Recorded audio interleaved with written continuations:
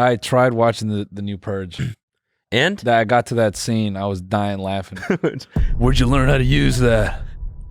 She just dips? Yeah, she's just like, okay. Sheesh. I fell asleep, man. Did you really? I mean, I smoked a little bit before, so that's the only reason I brought up the story, is to let you know that I smoke weed. Okay, sick. Fuck yeah. So we can move on. Yeah. No, I remember a time where I smoked weed. That's cool. Yeah. Did you get high? Yo, yeah. I bet I've been higher than you, though. I mean, I was pretty high.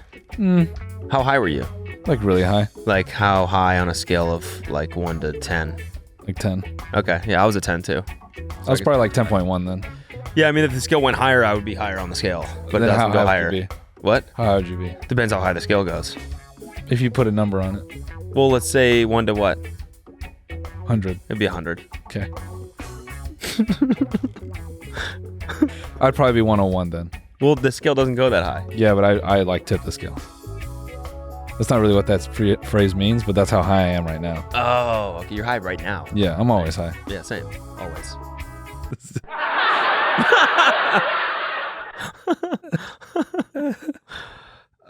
Anyway, so I smoked weed. That's all this podcast is, a stoner pissing match. Yeah, dude, this Delta variant's kicking my ass. I've been rolling up like every day though. Yeah. No big. Yeah, no, it was like I woke up with a fever, and so obviously first thing I do is hit my bubbler like I always do.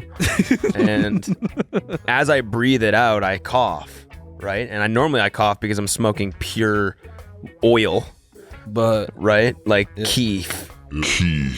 yeah. Yeah.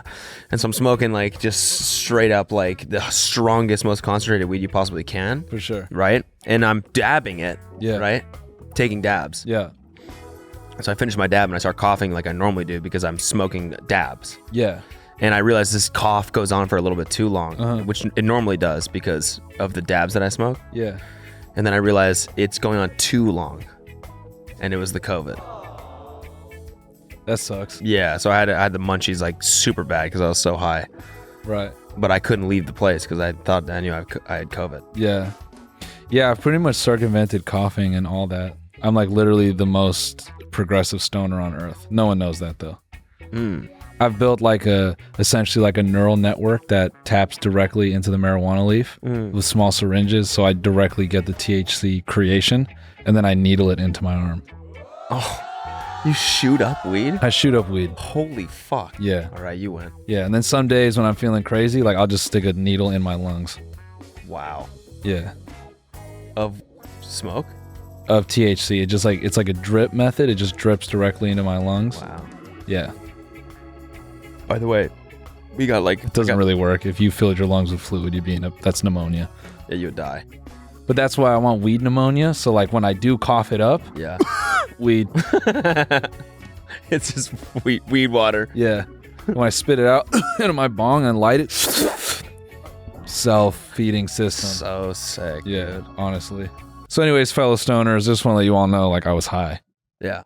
while watching the new Purge The movie. new Purge. And you didn't make it through because you were so hyped. So fucking high, I fell asleep. I mean, it was... I don't know. It was good. What was the ending? What was the ending? I was so high, I don't remember. Oh, they all go to Mexico. Oh, that's right. I remember. Yeah. Oh, Oh, man. yeah. That's the whole like This, giant circle on the whole thing. Is that like the guy who's exactly the dude who's like anti-Mexican or anti-immigration or whatever finally, takes protection and. Whoa! So it's like, well, you kind of have to appreciate. the last two Purges just adopting bad political angles on shit. Well, no, it's good because it teaches you that racism is not a good thing. Right. Yeah. So through the Purge. Exactly. Yeah.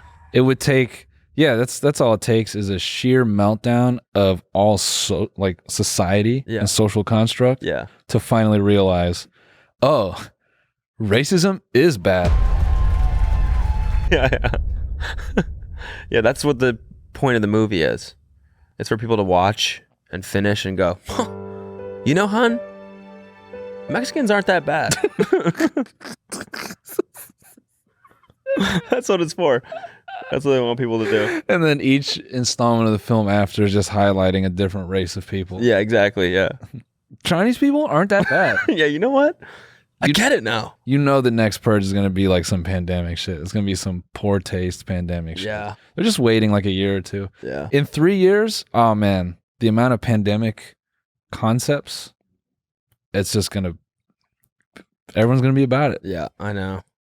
And we will watch those movies. Yeah. Actually, I don't know, man. I do you see that quote from I forgot what actor was saying it, but like, oh, movies aren't going to be part of kids' lives like they were for us. How so? I think it was Matt Damon or something. Yeah. I didn't really read his reasoning, but It's already different. It's already so different. Like I don't know. I think he talked to his kid for the first time in like 5 years. Okay. That's why he's getting all this publicity. Who? Matt Damon. Matt Damon? I mean, I was going to say like it already is so different in the way that like, I mean, this is actually a good segue into the Scarlett Johansson suing Disney for royalties. What was the movie? Black Widow? Black Widow, yeah. Yeah. They like, it was in theaters for 2 weeks or something, and then they put it on demand, which is like every movie now. Cruella, Fast 9, Yep. Space Jam.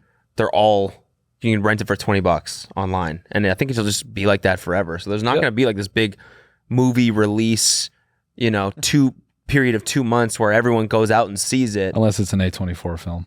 Yeah. Yeah. Green Knight is in theaters only right now. Yeah. Yeah. What is? Green Knight. What is that? The Green Knight. It's like a fantasy movie. Okay. I forget the premise, but I wanted to go watch it, but I have to go to a theater. Anyway, so yeah, they all flee to Mexico, right? Yeah. And then that's the end, and then his daughter's born there, and then that's it. Yeah. And then he basically is like a new man. Yeah, it's pretty absurd how like, I don't know, just like tropey it is. Yeah. It's still an entertaining, like the violence is entertaining. No, 100%. He's like, you don't like me because I'm Mexican. He's like, this ain't because you're Mexican. I just feel like we shouldn't mix. It's like, that didn't make it better. I know. He's like, you know, you stay where you were born and I'll stay where I'm born. It's like, well, it's kind of the same thing. Yeah. It doesn't change what the fuck you just said. You know what I started watching is White Lotus. Have you seen that? No. Oh, damn. Write that down. It's a new HBO show. It is bizarre. Fucking bizarre. Because it's one of those shows where nothing really happens. You find out at the very beginning that someone is going to die. Okay. Somewhere during the show. That's the first scene. And then it flips back.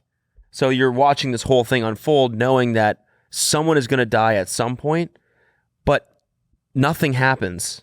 Like, it's just this weird intertwining of like 5 different storylines of people at this resort in Hawaii. Okay. And they all kind of like cross paths every once in a while. But like, it's one of those shows that like it makes you so uncomfortable, and it keeps feeling like it's going to build up to something. Yeah. But it doesn't. It never gives you that release. So you're constantly sitting there and then the episode ends and you're like, fuck, what? That reminds me, man, what was that show? It was kind of similar to Ozark. It had, damn. It was on Netflix, I think.